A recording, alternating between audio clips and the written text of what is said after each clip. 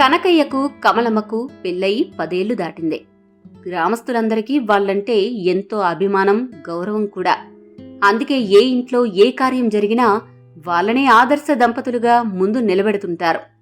కాని ఆ దంపతులకు సంతానం లేకపోవడం కొరతగానే ఉంది. కాశీ విశ్వేశ్వరుణ్ణి దర్శించుకుంటే మంచి జరుగుతుందని నలుగురు చెబుతుంటే ఆ దంపతులు కాశీయాత్రకు సిద్ధమయ్యారు.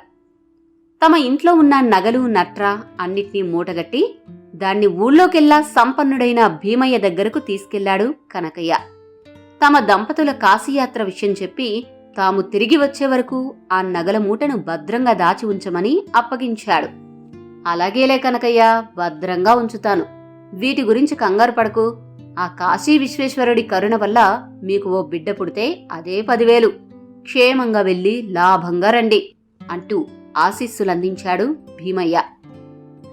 ఆ మరుసటి రోజునే కనకయ్య, కమలమ్మ కాశీయాత్రకు బయలుదేరారు.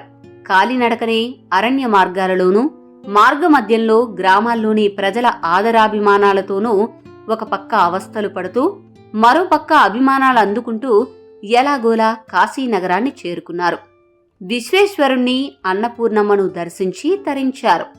తృప్తిగా తిరుగు ప్రయాణాన్ని సాగించి దాదాపు 6 నెలల తర్వాత తమ గ్రామాన్ని చేరారు. వారు క్షేమంగా తిరిగి వచ్చినందుకు గ్రామస్తులు కూడా సంతోషించారు. వారి యాత్ర ఫలించిందన్నట్టుగా కమలమ్మ గర్భం కూడా ధరించింది. అలాంటి సంతోష సమయంలో కనకయ్య తాను దాచి ఉంచుకున్న నగల మూట కోసం భీమయ్య వద్దకు వెళ్లాడు. దురదృష్టవశాత్తు భీమయ్యలో నీచ బుద్ధి నిద్రలేచింది. ఆ నగలమూట విషయమే తనకు తెలియదు అన్నాడు. నువ్వు నాకు అప్పగించి ఉంటే కదా నేను నీకు తిరిగివ్వడానికి అంటూ కనకయ్యను మందలించి పంపాడు. ఏం చేయడానికి పాలుపోని కనకయ్య నేరుగా గ్రామాధికారి వద్దకు వెళ్లి జరిగినదంతా విన్నవించాడు. నేను నగలమూటను అప్పగించినప్పుడు అక్కడ సాక్షులెవరూ లేరు. మీరే నాకు న్యాయాన్ని అందించాలి అంటూ ప్రాధేయపడ్డాడు. గ్రామాధికారి ఓ ఉపాయాన్ని ఆలోచించి కనకయ్యకు ఏం చేయాలో చెప్పాడు. బెంగపడవద్దని సముదాయించి పంపివేశాడు. వారం రోజులు గడిచిపోయాయి. ఒకనాడు తన భవంతి ముందు ఉన్న వీధి అరుగుపై భీమయ్య కూర్చుని ఉన్నాడు. అప్పుడే ఆ భవంతి ముందు ఒక గుర్రపు బండి వచ్చి ఆగింది. బండిలో నుండి బాగా సంపన్నుడైన ఒక నడివయస్కుడు దిగాడు. భీమయ్య గారున్నారా అంటూ భీమయ్యనే అడిగాడు. అయ్యా, నేనే భీమయ్యను. తమరు అంటూ కొత్త వ్యక్తిని ఆరా తీశాడు భీమయ్య.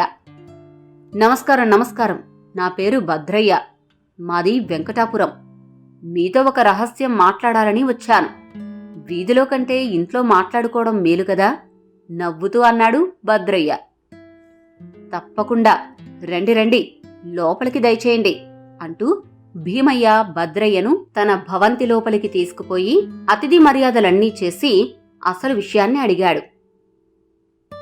ఏముంది భీమయ్య గారు, ప్రపంచమంతా బూటకంగా మారిపోయింది. అయిన వాళ్లను కూడా నమ్మడానికి వీలులేని కలికాలం దాపరించింది. నాకు వయసు మళ్లిపోయి కాశీ, రామేశ్వరాల వంటి తీర్థాలకు వెళ్లి రావాలన్న దుగ్ధ బయలుదేరింది. మా పూర్వీకుల నుండి నాకు సంక్రమించిన అమూల్యాభరణాల పెట్టి ఒకటి ఉన్నది. దాన్ని ఎవరికైనా అప్పగిస్తే తప్ప నేను యాత్రలకు బయలుదేరలేను. నెల రోజులుగా విచారిస్తూ ఉంటే దాదాపుగా అందరూ మీ పేరే చెప్పారు. మీరు అంటే ఆ పెట్టెను మీకు అప్పగించి నిశ్చంతగా బయలుదేరతాను. పెట్టి బండిలోనే ఉన్నది, తెప్పించమంటారా అన్నాడు భద్రయ్య. అంతలో కనకయ్య ఎవరో పిలిచినట్టుగా వచ్చాడు. అయ్యా, తమ దయవలన కాశీయాత్రను జయప్రదంగా ముగించుకునొచ్చాను. నేను మీ వద్ద దాచి ఉంచిన నగలమూటను ఇస్తారా అని అడిగాడు. భీమయ్య ఒక్కసారిగా కొయ్యబారిపోయాడు. తరువాత తేరుకుని సంతోషం సంతోషం అంటూ లోపలికి వెళ్లి కనకయ్య నగల మూట తెచ్చిచ్చాడు. సంతోషంగా వెళ్లిపోయాడు కనకయ్య.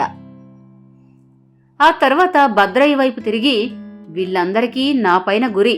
ఇలాగే నా దగ్గర దాచి ఉంచుకుంటూ ఉంటారు. నిస్వార్థంగా ఇలా వీరికి సేవ చేసుకుంటూ గడుపుతున్నాను. మీరు మీ పెట్టెను నిర్భయంగా అప్పగించి వెళ్ళవచ్చు అన్నాడు వినయంగా. భద్రయ్య వేషంలో వచ్చిన గ్రామాధికారి బయటకు వెళ్లి బండివాడి చేత ఒక పాత ఇనుప పెట్టెను లోపలకు తెప్పించి భీమయ్యకు అప్పగించి వెళ్లిపోయాడు. ఆ తర్వాత ఆ పెట్టి తాళం బద్దలుగొట్టి లోపలికి చూసిన భీమయ్య హతాశుడై కళ్ళు తిరిగి పడిపోయాడు. ఎందుకంటే ఆ పెట్టె లోపల ఉన్నవి నగలు కావు, రాళ్ళు రప్పలు. చూశారు కదా అత్యాశకు పోయిన భీమయ్య పరిస్థితి ఏమైందో. అవతలి వాళ్లను మోసం చెయ్యాలని చూస్తే ఎప్పుడో ఒకప్పుడు దెబ్బతినక తప్పదు. అదేవిధంగా మనకు సమస్య వచ్చిందని బెంగపడుతూ కూర్చోకుండా నిదానంగా ఆలోచిస్తే దాని నుంచి ఎలా బయటపడాలో ఆలోచన వస్తుంది. ఎవరికి వాళ్లే కూడా తమ సమస్యను పరిష్కరించుకోగలుగుతారు. మనం అమాయకంగా ముందు చూపు లేకుండా ఉన్నప్పుడే అవతలి వాళ్ళు మనల్ని మోసం చేయగలుగుతారు. తెలివిగా వ్యవహరిస్తే మోసం బారిన పడకుండానే ఉండొచ్చు. ఒకవేళ మోసపోయినా కోపం, పగ లాంటి నెగటివ్ ఎమోషన్స్లో కొట్టుకుపోకుండా ప్రశాంతంగా ఆలోచిస్తే లౌక్యంగా బుద్ధి చెప్పవచ్చు. మోసాన్ని మోసంతోనే జయించడమంటే ఇదే.